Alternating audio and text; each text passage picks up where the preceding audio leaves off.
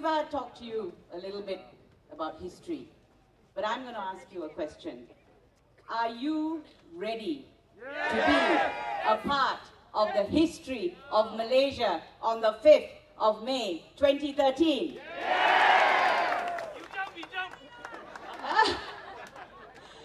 Okay, let me go back a little bit. I know there are lawyers here, so I will just go back in history a little bit.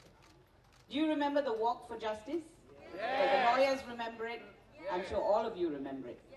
But that's when we walked. We walked for justice. We walked for a specific reason.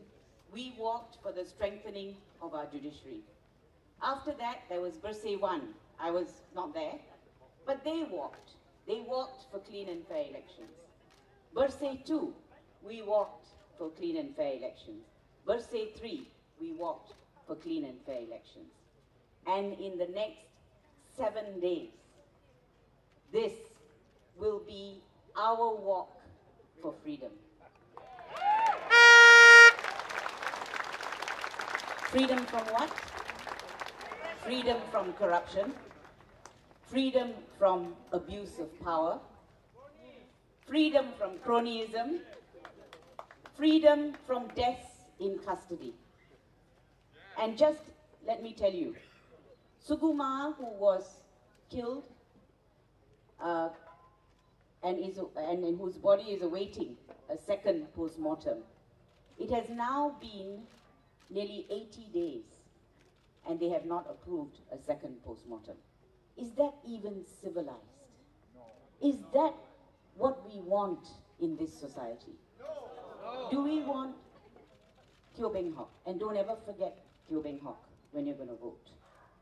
Do we want Aminur Rashid, a youngster who was shot? Do we want any of these incidents happening? Because let me tell you, it matters. Because it could happen to any one of us. It could happen to any one of our children. And that's why, ladies and gentlemen, these next elections are really going to be the most important elections in the history of this country. And I predict that we are going to have the highest voter turnout on the 5th of May 2013.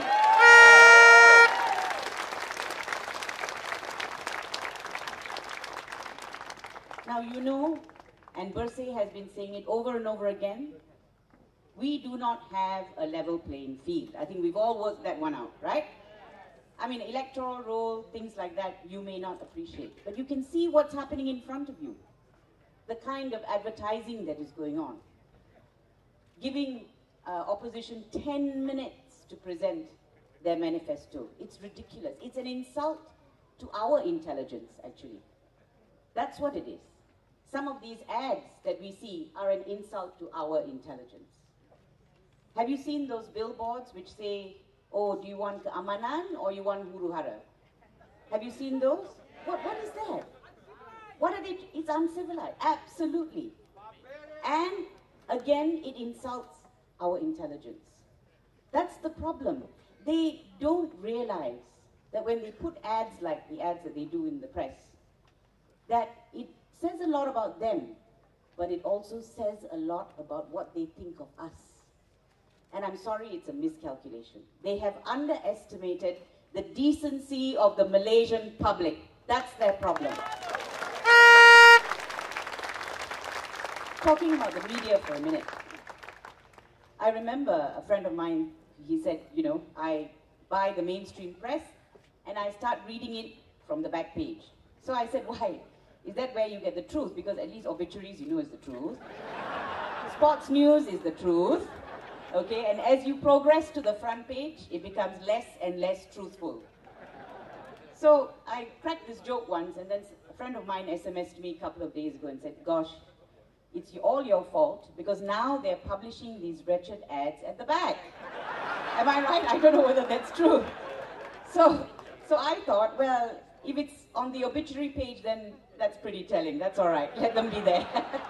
So anyway, the point is this. Those huge ads that are coming out in the press, I don't think the public who are reading those newspapers are taken up by any of that in any way. I don't think that they influence them. I hope not. But as I say, what it shows you is what they think of us. So that's the media. CIJ recently did a study and found that as far as the mainstream media is concerned, they are completely lopsided towards one party. But the online media has done well. They were found to give equal coverage. So congratulations to our online media. And it is because of our online media that we have got information. Information that has made a difference in the way that we think, in the choices that we are going to make. And quite honestly, Siva talked about the wave in the various places that he has been to. I've seen it. I've seen it. I've seen people coming out. I can tell you, they're not afraid anymore. Malaysians are not afraid anymore. Well, I can see that here. They're not afraid anymore. And that's the difference. That's the difference between Malaysia of yesterday and the Malaysia of today. And which is why when people say, we don't need change, because change can bring, you know, uncertainty or instability. Well, our response should be, sorry, we've already changed. We're different now. We know better. So change is coming, for sure. It's coming on the 5th of May.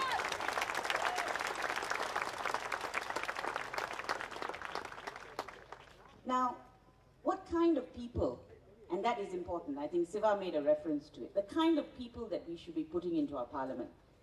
I went to parliament once when the PSC report was being presented. And there, I saw our parliamentarians in action. I can tell you it is the most embarrassing thing to see. And there were school children there who came to see excitedly how our august house performs. And my goodness, they performed like performing monkeys. Sorry.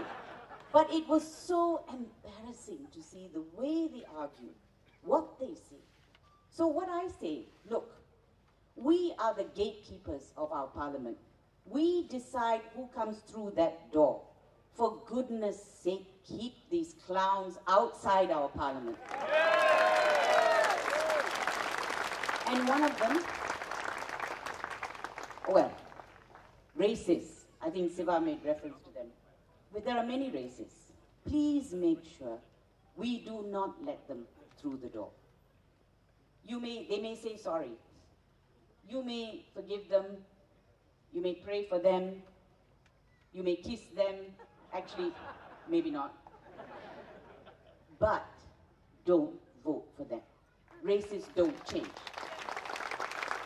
And how do you apologize? What kind of apology is that? I'm sorry, I hate you? Is that an apology? So don't be fooled by apologies, please. And certainly not just before polling day. So those are the kind of people you want to keep out of our parliament.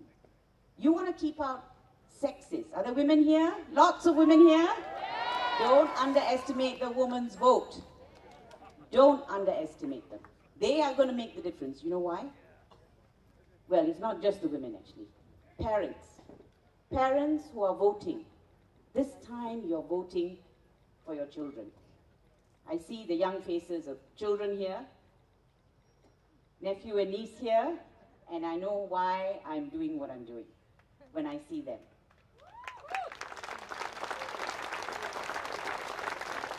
I know why it is critical that each one of us, when we vote, we appreciate that we're not voting for the candidate. We're voting for ourselves. We're voting for our children, our children's children. And our vote is a key to the future of this country. It is a golden key, actually. And this time it is a golden key because it is going to determine the future of this country that we love.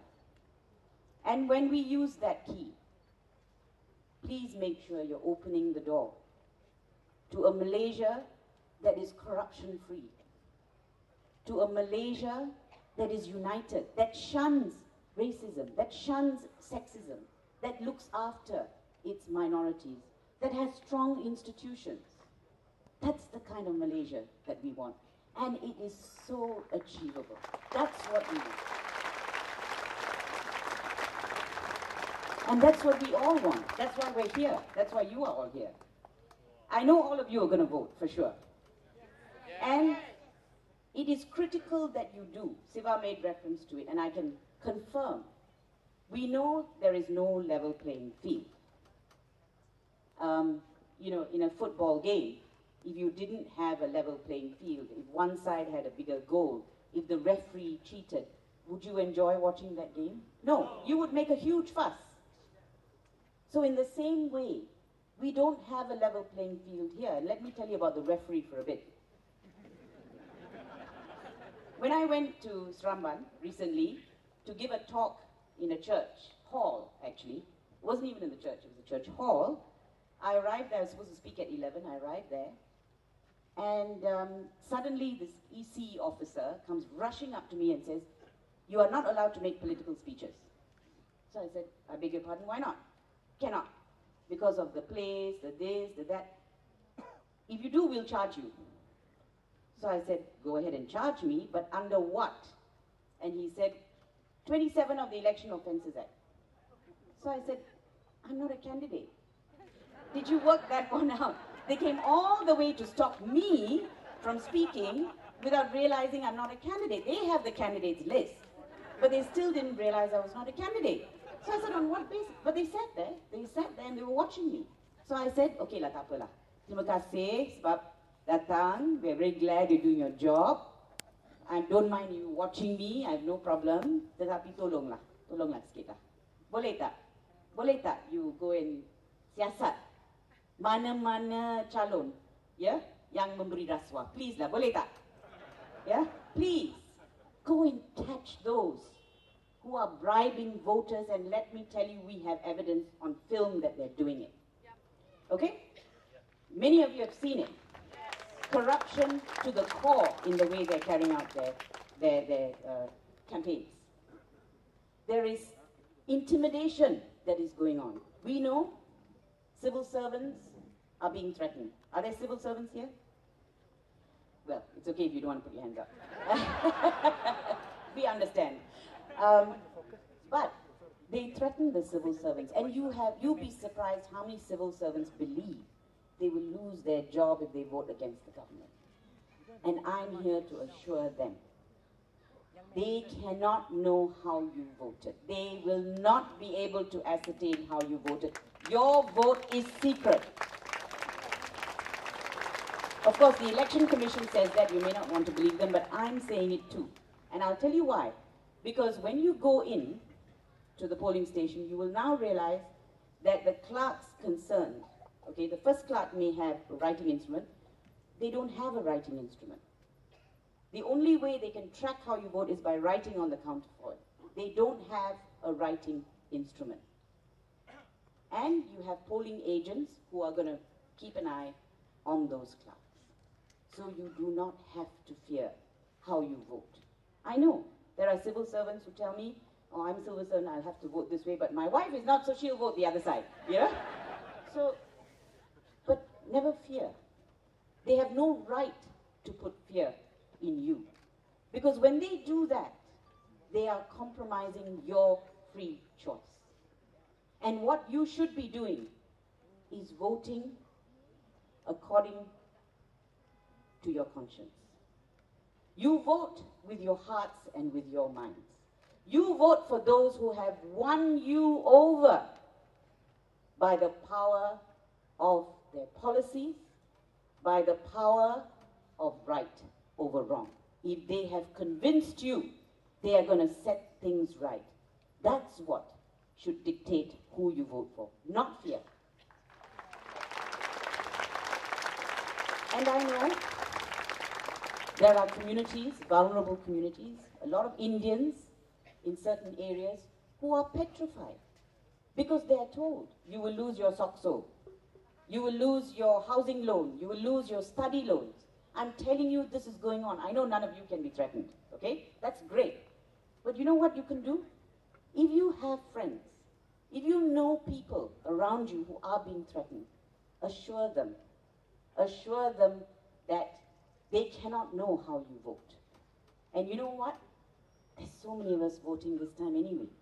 I mean, all these things about, huru-hara, trouble, none of that's going to happen. None of that's going to happen because, as I say, we have changed. Malaysians are peace-loving. We are peace-loving. And don't forget, if we get, and we have a project called Jom 100, we want 100% voter turnout. If we can get, can we do that, by the way? 100%? 100% from Biula, for sure, okay? If we can get 100% voter turnout, even 90%, right now voter turnout is 75%. If you can push it to 90%, let me tell you, you can overcome every bit of fraud and unevenness in this battleground. You can do it. We will overcome, let me tell you, we will overcome all of that if you come out in big enough numbers. And what does that tell you? How many is that? 13 million voters. Let's say 80%. You're talking about more than 10 million citizens coming out to vote on the 5th of May 2013. You are not alone. No one is alone on the 5th of May. You have nothing to fear. Nothing to fear. And encourage your friends. If you're scared, you may lose this project, that, I don't know. Then don't be scared. If anyone is threatening you or your friend or someone you know, tell us. Because we will take it up. We will take up your cause. Because they have no right to compromise your free will. And we must know that. This time we have the golden key, yeah? The golden key to the future of our beloved Malaysia. Now, what about the smear campaigns? Look at the kind of tactics that have been used. Smear campaigns. Front page of the Star today, you have a whole load of articles. Oh, increasing political violence. I wanted to say, for goodness sake. We've been talking about political violence since last year. You know that. You know that Bersih has been raising it. What happens? Nothing happens. Nobody does anything. But what's interesting, if I can tell you this, was when I saw a video of Anwar Ibrahim speaking, big crowd in front of him. This was in Johor. Hooligans at the back, making a lot of noise and trying to be disruptive. Police standing there not doing much. But what was interesting for me was the public in front who completely ignored them. They ignored them. They didn't engage them, they didn't look at them, they just completely ignored them. Anwar Ibrahim continued speaking, they continued listening, they were clapping and they carried on. They just ignored them. And that's why I know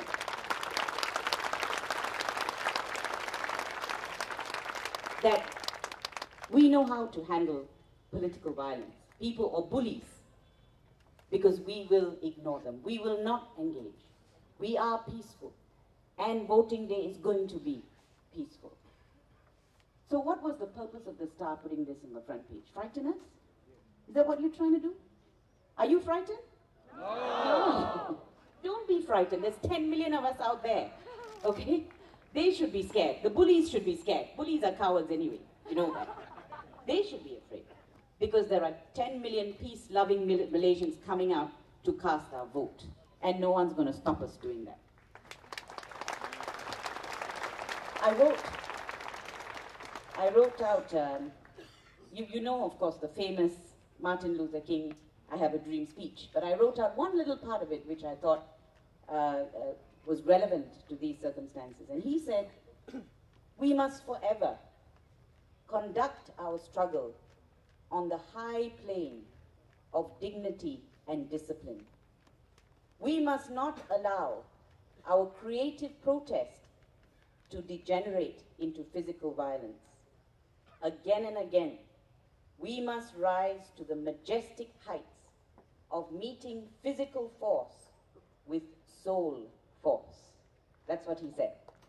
And in the Malaysian context, we will rise over again and to the majestic heights of meeting physical force with, in this context, semangat bersih.